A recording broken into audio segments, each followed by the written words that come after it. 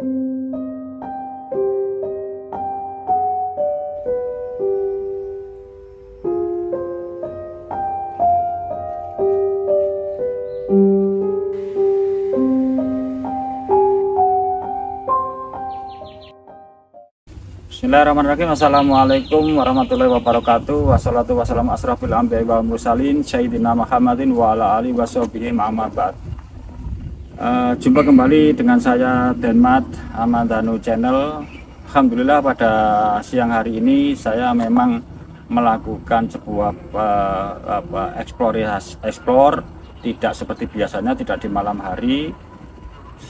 Kebetulan pada siang hari ini saya berada tepatnya di daerah Kecamatan Ngantang, berada di sebelah selatan timur, yaitu di tempat makam seorang pejuang, seorang tokoh agama yang berasal dari luar Pulau Jawa. Untuk itu sahabat-sahabat semua Amandanu Channel, jangan kemana-mana, ikuti yang akan saya eksplor.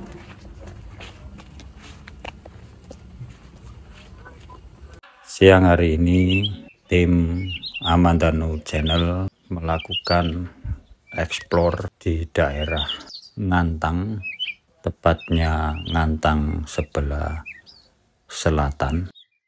Sahabat-sahabat Amandanu Channel, saya sekarang berada di dalam makom atau tempat, ini bukan petilasan ya, tapi ini tempat murni makam dari seorang pejuang nasional yang juga merupakan seorang pangeran.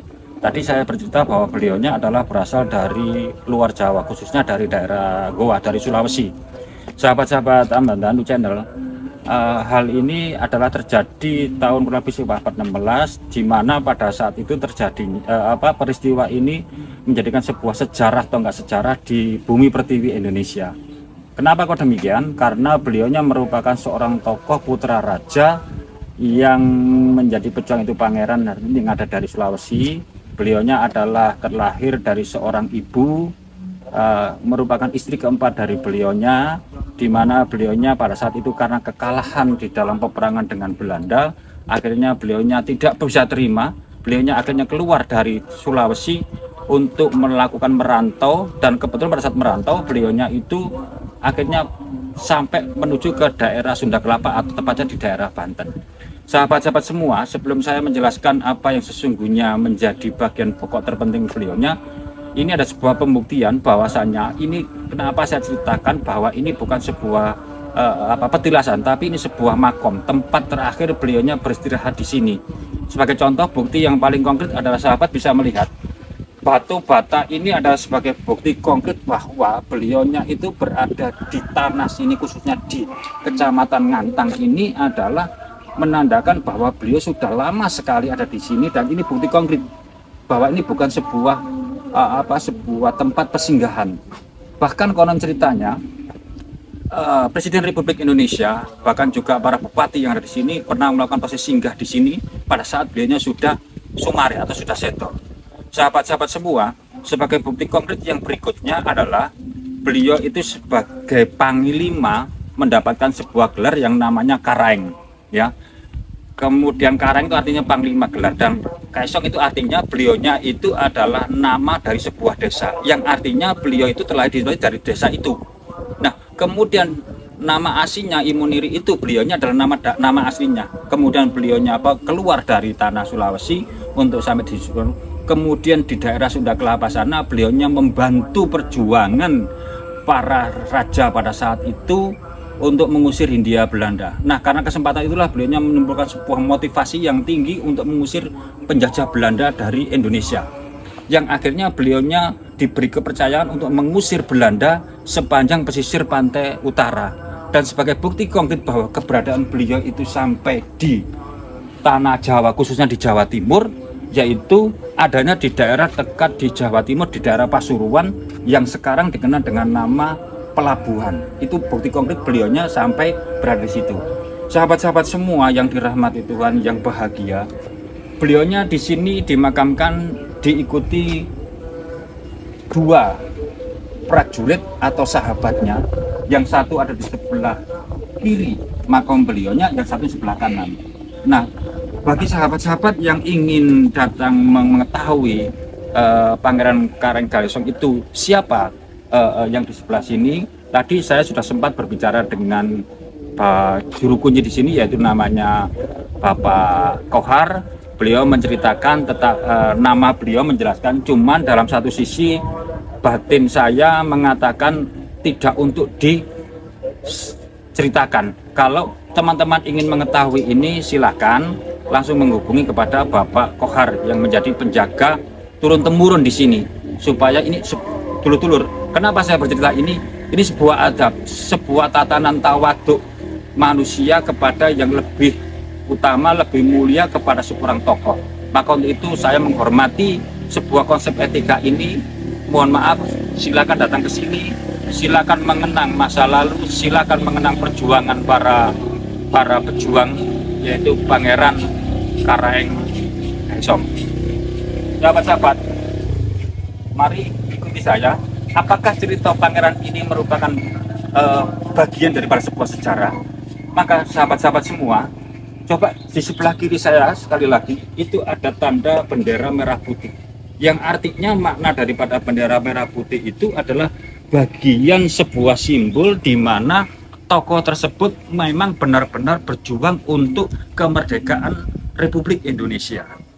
Nah, ini sebagai contoh, dan di depannya ada tulisan sebuah nama yang kebetulan beliaunya beragama Islam, akhirnya dituliskan lafal-lafal dengan bahasa Islam. Sahabat-sahabat semua, mari kita dekati sebenarnya apa yang dituliskan di dalam sebuah prasasti atau sebuah tanda yang ada di depan makam beliau. Sahabat Amandanu yang dirahmati Allah Subhanahu wa Ta'ala, inilah sebagai tanda bukti bahwasanya apa yang tadi saya ceritakan, beliaunya memang merupakan sebuah pejuang. Ini saya bacakan, mungkin sahabat juga bisa melihat bahwa beliaunya memang seorang pejuang agung yang mana pada saat itu menentang VOC dan abad ke-17, sebenarnya mulai di abad ke-16 ini sahabat. Ini adalah putra daripada Sultan Hasanuddin Raja Gowa yang ke-16 dan merupakan menantu dari Pangeran Trunojoyo. Nah, ini nanti ada kaitannya sahabat-sahabat semua, dan murid Panembahan di Sunan Giri dan merupakan Panglima Laskar Masyarakat di Jawa Timur. Sebenarnya asmo beliau ini adalah Imuniri, yang artinya Karaeng dan Galesong. Karaeng itu adalah gelar kepangkatan di dalam sebuah kerajaan. Galesong ini adalah tempat di mana beliau terlahir, di daerah Sulawesi. Nah, kemudian sahabat-sahabat semua, kaitannya dengan Pangeran Trunojoyo ini karena mereka menantunya. Ini pada saat tingkat kehancuran, kekalahan beliau setelah mengalahkan Pasuruan, mengusir penjajah dari Pasuruan, kemudian karena satu hal Belanda menyerang kembali lagi, kemudian terjadi kekalahan pada puncak perang yang ada di daerah kurang lebih sekitar Malang dan sekitarnya. Akhirnya beliaunya dengan kemampuannya melari mengarah kepada ke daerah namanya Madura. Namun yang diberangkatkan ke Madura sebenarnya bukan jasad beliau, tetapi ada sesuatu kekuatan yang gaib yang dilakukan beliau untuk menipu Belanda, yang akhirnya Belanda dengan rame-rame mengejar beliaunya dengan pasukan Trunojoyo itu ke arah Madura. Tetapi beliaunya sebenarnya lari mengarah ke daerah yang disebut dengan namanya puncak di lereng Bukit Semeru yang dikenal dengan nama Jejawar. Ini terkait sekali dengan keadaan Mojopahit, yang pada akhirnya beliau lari ke tempat sini, kemudian ditemukan oleh dengan kerajaan Doho, yang akhirnya beliaunya sampai Sumar di sini. Nah, kaitannya dengan Doho adalah terbukti dengan adanya batu bata yang mengelilingi ini sebagai bentuk tempat di mana pada saat itu ditempatkannya beliau diambil di sini. Sahabat-sahabat semua, yang menjadikan luar biasa dari apa yang sudah dilakukan beliaunya adalah sesuatu pembelajaran di mana pada saat itu negara Indonesia itu yang disebut dengan Baladil Am dibentuk dalam bentuk Raja Nagari-Nagari itu adalah sudah terjadi kerjasama antara pulau, arti pulau Sulawesi dengan pulau yang ada di tanah Jawa. Ini sebagai bentuk perjuangan NKRI, perjuangan untuk mengusir tanah penjajah Belanda pada saat itu, sehingga pada akhirnya setelah peperangan sudah mulai terjadi, ada perkembangan di mana Belanda sudah kekuatannya menipis dengan adanya Jepang, maka beliaunya menetap di sini sampai akhir hayatnya. Dan yang menjadi subhanallah, ini dikelilingi sebuah pemakaman umum, yang artinya masyarakat di sini benar-benar terikat secara emosional, terikat secara psikologi, di mana akhirnya mereka berharap jika ada dipakailah menjadi pemakaman umum, di mana harapannya masyarakat yang sedo atau meninggal di sini tetap mendapatkan karomah beliaunya untuk bisa menuju kesempurnaan kepada Allah Subhanahu wa Ta'ala. Sahabat-sahabat semua, pertandanya sebuah, ini sedikit yang saya bisa jelaskan. Ini kenapa dalam satu makom kotak batu bata yang begitu besar ini ya, ini pertanda bahwa ada kedekatan kedua prajurit ini dengan beliaunya ya. Sedangkan yang di sebelah sana itu menurut keterangan dari Bapak penjaga atau juru kunci di sini adalah pengikut-pengikut setelah generasi, mungkin adalah bagian daripada murid kedua beliaunya ini.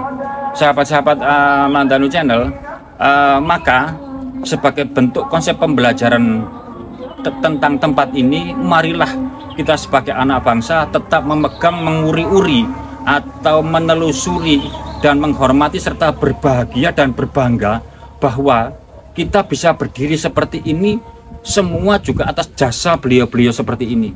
Ya, tanpa kehadiran beliau, tanpa dengan kekuatan Islam dan sebagainya, kita akan sulit untuk bisa berdiri. Mudah-mudahan sahabat semua Mandanu Channel yang dirahmati Allah, yang selalu bahagia.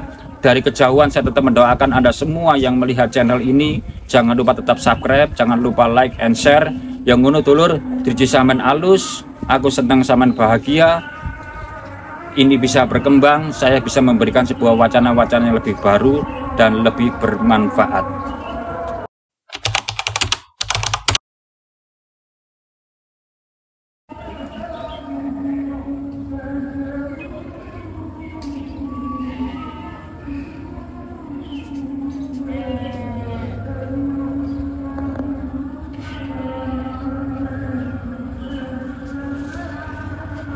Sahabat-sahabat Mandanu Channel yang bahagia, setelah saya melakukan proses doa kepada beliaunya, ada beberapa hal yang bisa saya tangkap. Yang pertama, sebenarnya beliau nama depannya tidak gelarnya Karaeng Galengsong, tetapi ada kalimat Datuk ya. Namanya beliau disebut Datuk Karaeng Galengsong atau Datuk Imoniri ya. Terus kemudian yang kedua, bahwa yang di sebelah kanan ini adalah sahabat beliau yang berasal dari tanah Jawa. Sedangkan yang di sebelah kiri ini adalah pengikut beliau yang mengikuti beliau pada saat berjuang, dan menurut pengamatan batinia saya bahwa beliaunya berpenampilan juga seperti seorang raja. Jadi hampir identik dengan beliaunya seorang bangsawan, yang ini adalah seorang adipati. Itu yang bisa saya tangkap. Sahabat-sahabat semua, demikian yang bisa saya explore hari ini dengan kerendahan hati yang paling dalam. Mudah-mudahan apa yang saya ceritakan ini menambah sebuah konsep wawasan, pengetahuan tentang kebenaran, dan dalam cerita ini tidak ada sebuah konsep rekayasa yang hanya untuk memenuhi sebuah konten. Saya bercerita ini berdasarkan dari dasar yang menjadi cerita dari para penjaga yang turun-temurun atau juru kunci, dan juga dari data-data yang saya terima secara valid.